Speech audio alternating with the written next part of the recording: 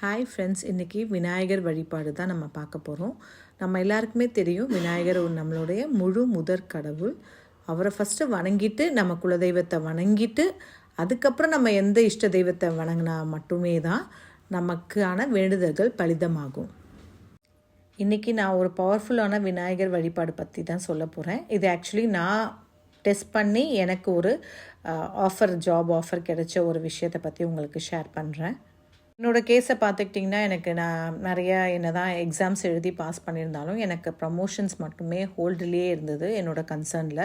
So நான் நிறைய try பண்ணி பார்த்தேன், நிறைய லெட்டர்ஸ் எழுதி கொடுத்து பார்த்தேன், எதுவுமே நடக்கவே இல்லை.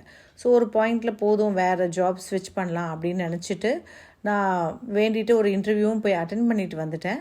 பட் அந்த இன்டர்வியூ அட்டென்ட் பண்ணிவிட்டு ஒரு 2-3 மந்த்ஸ் ஆச்சு, ஒரு ரெஸ்பான்ஸுமே இல்லை. இங்கேயுமே பார்த்திங்கன்னா எனக்கு ஒரு ரெகக்னிஷனே இல்லை ஒர்க் பண்ணுற இடத்துல. ஸோ அதனால் என்ன பண்ணுறதுன்னு தெரியாமல் அப்போ தான் இந்த விநாயகர் வழிபாடு பற்றி கேள்விப்பட்டு இந்த வழிபாடை நான் ஸ்டார்ட் பண்ணேன். இந்த வேண்டுதல் பார்த்திங்கன்னா நீங்கள் எந்த டே வேணாலும் ஸ்டார்ட் பண்ணிக்கலாம். அதில் எந்த விநாயகர் எந்த நாள் வேணாலும் எந்த நிமிஷம் வேணாலும் நம்ம கும்பிடலாம். அதுக்கு எந்த ஒரு நாள் கிழமை அப்படின்றது கிடையாது. பட் ஃபீமேல்ஸாக இருந்தீங்கன்னா நீங்கள் அந்த 3 டேஸு மட்டும் அவாய்ட் பண்ணிக்கோங்க.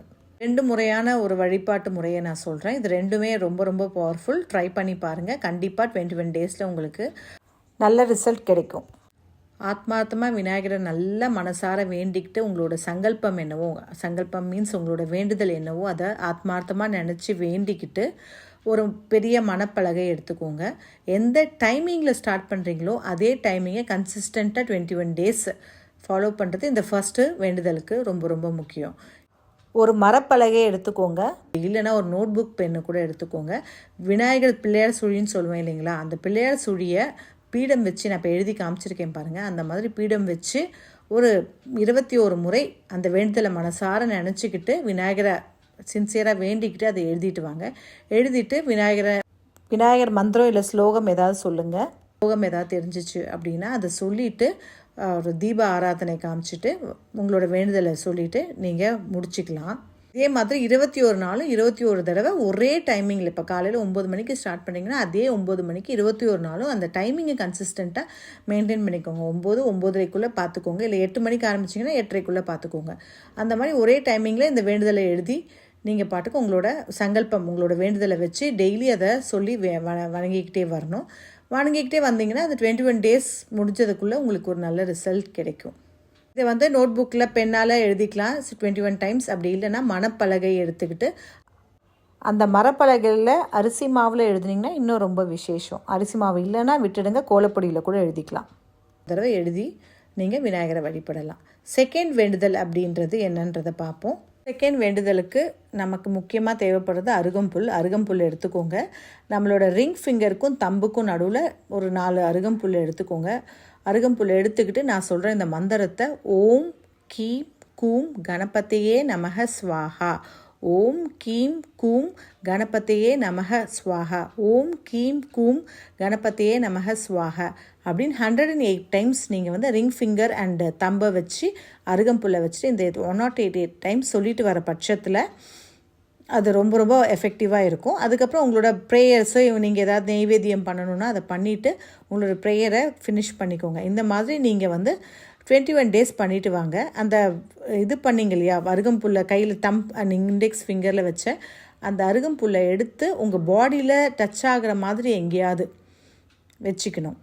சரிங்களா? ரிங்கு இருந்தீங்கன்னா அந்த ரிங்கோட இடுக்கில் மாட்டிக்கலாம். இல்லை வாட்ச் ஸ்ட்ராப்குள்ளே ஒரு அருகம்புல்லோட இது எடுத்து வச்சுக்கலாம். இல்லை உங்கள் பாக்கெட்டில் வச்சுக்கலாம். பட் ஸ்கின்னில் டச் ஆச்சுன்னா அது ரொம்ப எஃபெக்டிவாக இருக்கும். ரொம்ப ரொம்ப பவர்ஃபுல்லான ஒரு இது. ஸோ இதை நான் பண்ணி 21 டேஸ்க்கு நான் இது ரெண்டுமே சேர்த்தே பண்ணினேங்க.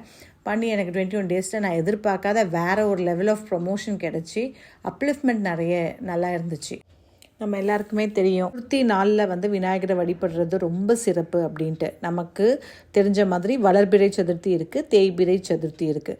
வளர்பிறை சதுர்த்தினா நம்ம மார்னிங்கில் விநாயகரை வர்ஷிப் பண்ணணும். வேறு தேய்பிறை சதுர்த்தி தான் ரொம்ப ரொம்ப விசேஷம். நம்மளோட சங்கடங்களை போக்குறதுக்கு தேய்பிறை சதுர்த்தியை தான் நம்ம சூஸ் பண்ணணும். அதுவும் ஈவினிங் டைம்ஸில் நம்ம விநாயகரை வழிபடணும். பக்கத்தில் விநாயகர் கோயில் இருந்ததுன்னா அங்கே அபிஷேகம் ஆராதனை எல்லாமே நடக்கும். அந்த பூஜையிலையும் அந்த இதுலேயும் போய் பார்ட்டிசிபேட் பண்ணுங்கள்.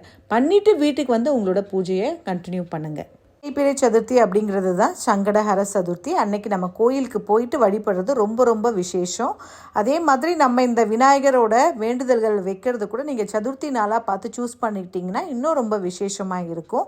நம்ம டெய்லியுமே விநாயகரை பொறுத்த வரைக்கும் டெய்லி அவங்கள வணங்கினோன்னா தான் நம்மளோட அன்றாட வாழ்க்கையில் நடக்கிற சின்ன சின்ன தடங்கல்கள் இல்லை பெரிய பெரிய தடங்கல்கள் அதெல்லாம் தடுக்கிறதுக்கு ரொம்ப ஏதுவாக இருக்கும். அதே மாதிரி கடன் பிரச்சனையிலேருந்து வெளியில் வரத்துக்கும் இல்லை நம்ம கவலைகள் கஷ்டங்கள் எல்லாமே தீர்றதுக்கு இந்த சங்கடஹர சதுர்த்தி ரொம்ப ரொம்ப விசேஷமானது. என்னோடய லைஃப்பில் எப்படின்னு பார்த்தீங்கன்னா, என்னோடய ஸ்கூல் டீச்சர் சின்ன வயசில் ஸ்கூல் டீச்சர் சொல்லி கொடுத்தது தான் முதாக்கிராத்த மோதகம் சதாவிமூர்த்தி சாதகம் கலாத்தராத்த வம்சகம் வினாசி தேவ தைத்தியகம் நதாசு பாசு நாயகம் நமாமிதம் விநாயகம். இது நான் சைக்கிள் எடுத்தாலும் சரி, சின்ன வயசில் 2 வீலர் எடுத்தாலும் சரி, இப்போ இன்றைக்கி கார் ஓட்டும் போதும் சரி, பிஃபோர் ஸ்டார்டிங் த வெஹிக்கல் நான் இதை கண்டிப்பாக உச்சரிச்சுட்டு இது பண்ணிட்டு தான் என்னோடய டேவை ஸ்டார்ட் பண்ணுவேன். எனக்கு என்னுடைய இஷ்ட தெய்வம் பார்த்திங்கன்னா விநாயகரும் அனுமன்ஜியும் தான். விநாயகரை டெய்லி வணங்கிட்டு தான் என்னோடய எந்த வேலையாக இருந்தாலும் ஸ்டார்ட் பண்ணுவேன். அப்புறமா ரீசெண்டாக பிஃபோர் மேரேஜுக்கு முன்னாடியிலேருந்து லாஸ்ட் ஒரு 15 இயர்ஸாக இந்த ஒரு மூல மந்திரம் தெரிஞ்சு இதையும் சேர்த்து என்னோடய ப்ரேயர்ஸோடு ஆட் பண்ணிக்கிட்டேன். ஓம் ஸ்ரீம் ஹரீம் கலீம் க்ளெம் கம் கணபதியே நமக. இல்லைன்னா சிம்பிளாக நம்ம வக்ரத்துண்டாய ஹம் அப்படின்னு சொல்லலாம். ஓம் வக்ரத்துண்டாய ஹம் அப்படின்னு சொல்லி கூட நம்மளோட டெய்லி ரொட்டீனை ஸ்டார்ட் பண்ணுறது ரொம்ப ரொம்ப நல்லது. Thank you all.